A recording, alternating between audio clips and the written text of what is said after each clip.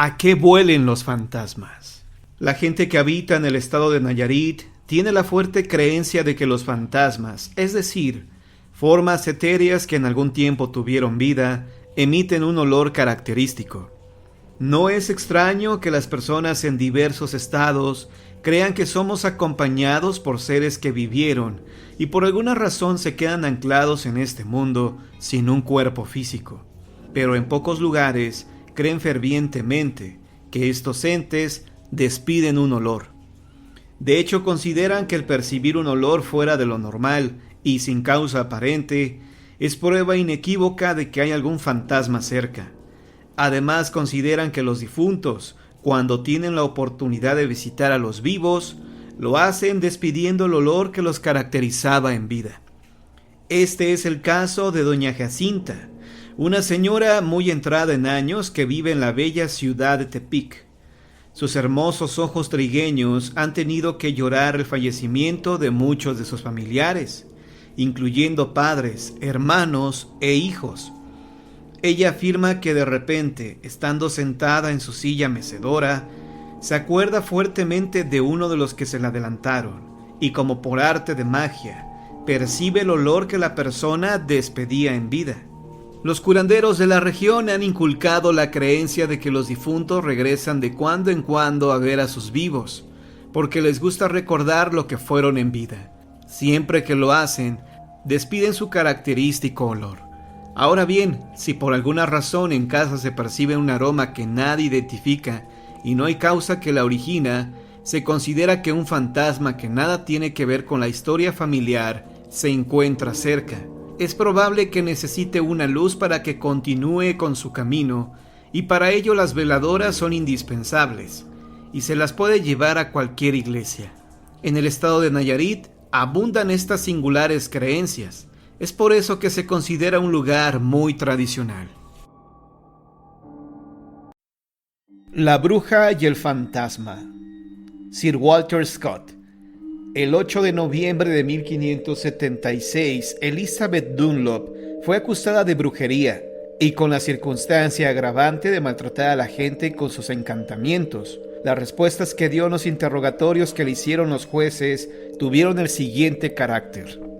Cuando se le preguntó qué arte utilizaba para decirle a las personas dónde se encontraban objetos perdidos o para profetizar enfermedades, contestó que ella no tenía ningún conocimiento ni ciencia en esa materia, pero que cuando alguien le preguntaba acerca de estas cuestiones, utilizaba a Tom Reid, que había fallecido en la guerra en 1547, el cual resolvía cualquier problema que ella le planteara. Lo describió como un hombre de edad avanzada, muy respetable, con una larga barba blanca y vistiendo una enorme gabardina gris en conjunto con un sombrero negro y una varita blanca que siempre sostenía en la mano. Al interrogarla acerca de su primera entrevista con aquel misterioso hombre, Elizabeth Dunlop dio una explicación patética de los desastres que la aquejaban y de cómo esa suerte había logrado la coincidencia necesaria para que se conocieran. Caminaba para llevar a pastar las vacas, llorando amargamente, pues se le había muerto una. Esto sumado a que su marido y su hijo estaban gravemente enfermos. Ella misma estaba debilitada, pues acababa de parir. Fue en esa ocasión en que se encontró por primera vez con Tom Reid. «Elizabeth», dijo la aparición, «¿por qué te angustias y lloras tanto por cosas terrenales?»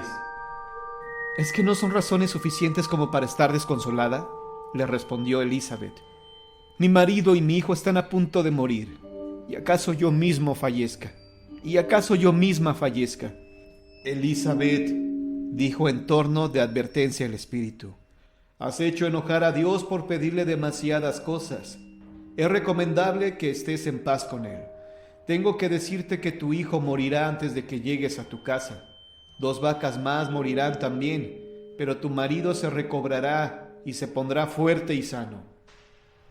La mujer se sintió un poco reconfortada al enterarse de que su hombre lograría sobrevivir a la desgracia, pero un sentimiento de terror la invadió cuando vio alejarse a su fantasmal consejero y pasar por el agujero del muro del jardín, demasiado pequeño como para que un hombre vivo pudiera entrar por él. La segunda ocasión en que lo vio, él le dijo claramente cuál era su intención, y le prometió que si renegaba de la cristiandad y la fe recibida en el bautismo, la colmaría de objetos bellos y le daría todo lo que quisiera. Ella contestó que prefería morir masacrada bajo las patas de los caballos antes que renegar de la gracia divina. Se conformaría con recibir el consejo del fantasma en asuntos menores. El espíritu se marchó enojado. Después se le apareció en su hogar en pleno mediodía, cuando ella y su marido convivían con 3 sastres del pueblo. Sin embargo, nadie, excepto ella, percibía el fantasma del viejo guerrero. El espectro llamó a la mujer hasta un extremo de la casa para mostrarle la imagen de un grupo de 8 mujeres y 4 hombres. Los espíritus la saludaron y le dijeron: «Bienvenida seas, Elizabeth Dunlop. ¿Vendrás con nosotros?». Pero ella, siguiendo las instrucciones del viejo fantasma, se mantuvo callada. Esas personas comenzaron a hablar en una lengua extraña, diabólica, y al poco rato se fueron, dando unos aullidos repugnantes. Tom Reid le explicó que aquellos eran los seres buenos, que habitaban en el país de los duendes, y que le estaban invitando a unirse a su corte. Elizabeth respondió que tenía que pensar bien las cosas, pues todo era muy raro. «¿Acaso no me veo yo saludable, bien vestido y alimentado?», preguntó el espíritu. «Sí», le dijo ella, pero debía reflexionar en que existía una obligación con su marido y los otros hijos que le quedaban. «Si ese es tu sentir, pocos beneficios tendrás de mí», amenazó el espíritu. Elizabeth Dunlop afirmó a la corte que el fantasma de Tom Reid la visitaba con frecuencia en su casa, y en todas partes, ayudándola con sus consejos. Si alguien la consultaba acerca de la enfermedad de otras personas o del ganado, o de cómo recuperar objetos perdidos o robados, ella se lo preguntaba a Tom Reid, y éste le daba la respuesta exacta. También le enseñó cómo observar los efectos de los ungüentos que le daba para presagiar la recuperación o la muerte de los pacientes que la visitaban. Elizabeth dijo que el fantasma le daba hierbas de su propia mano, con las que pudo curar a algunos niños, los cuales estaban destinados a fallecer.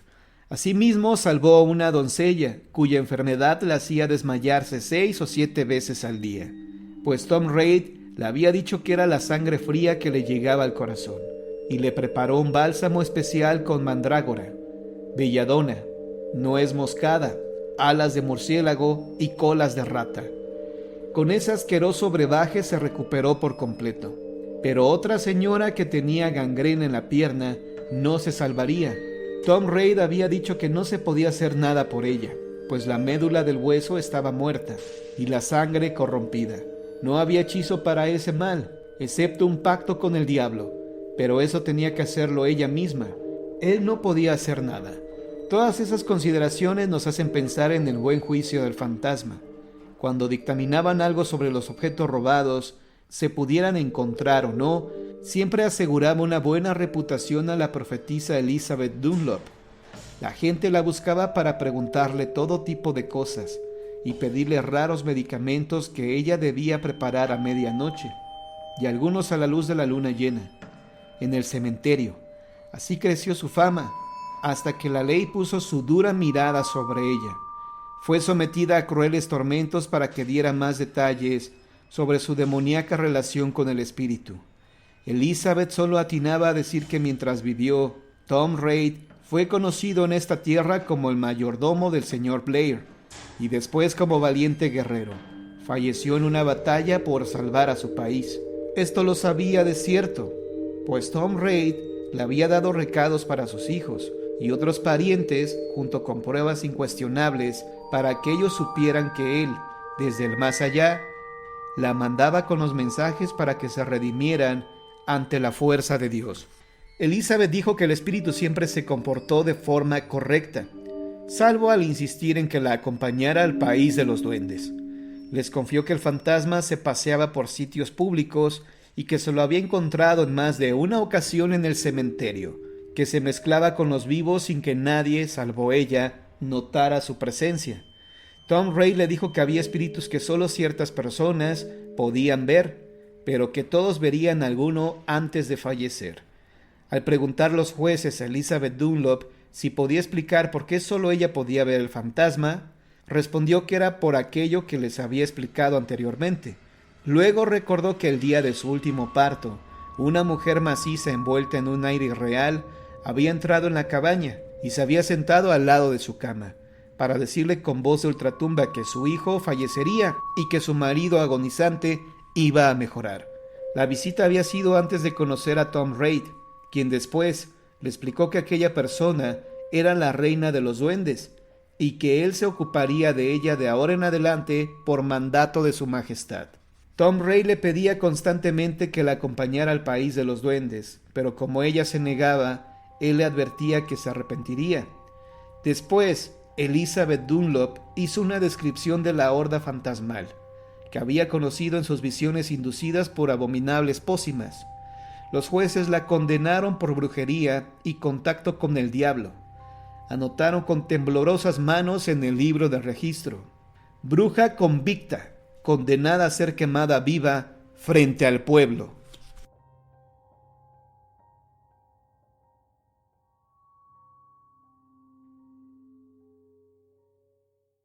Leyenda de Oaxaca, la Fea.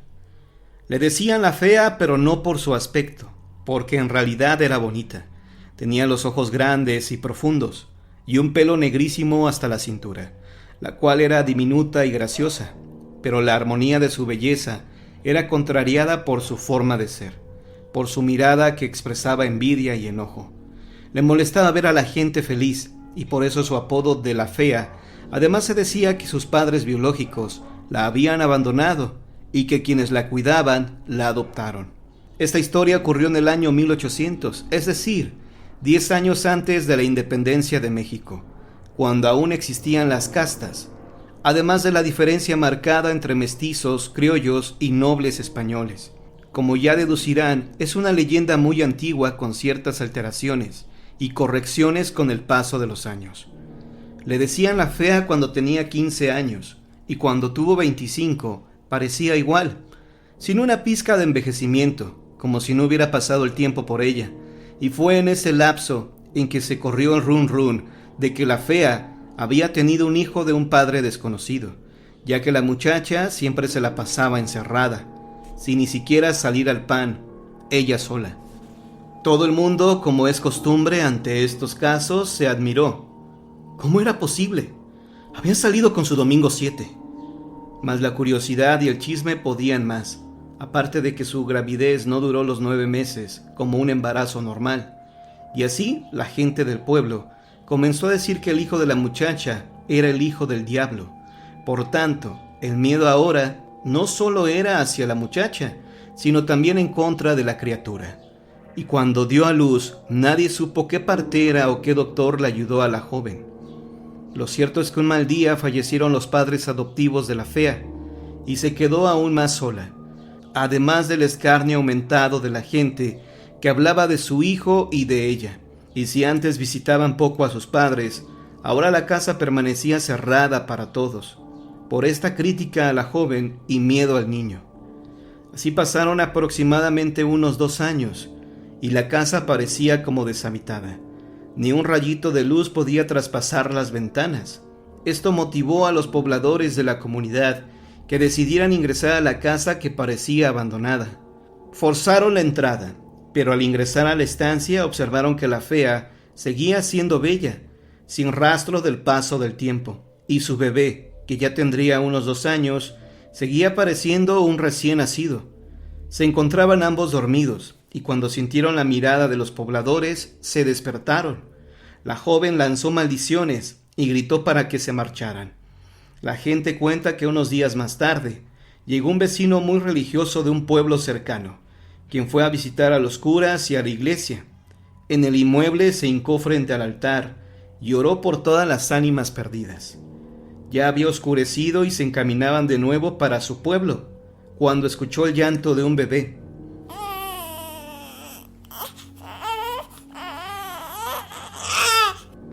Y entre más se alarmaba y más buscaba el lamento del niño, lo escuchaba cada vez más cerca.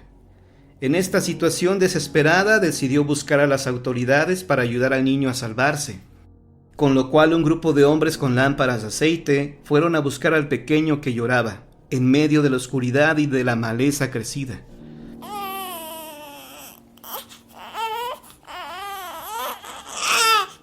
Pero ocurría la misma situación. Entre más buscaban, más lloraba el bebé. Esta circunstancia era desesperante. De pronto el bebé dejó de llorar. Luego se escuchó una risa burlona y siniestra, como si la carcajada expresara su burla hacia ellos.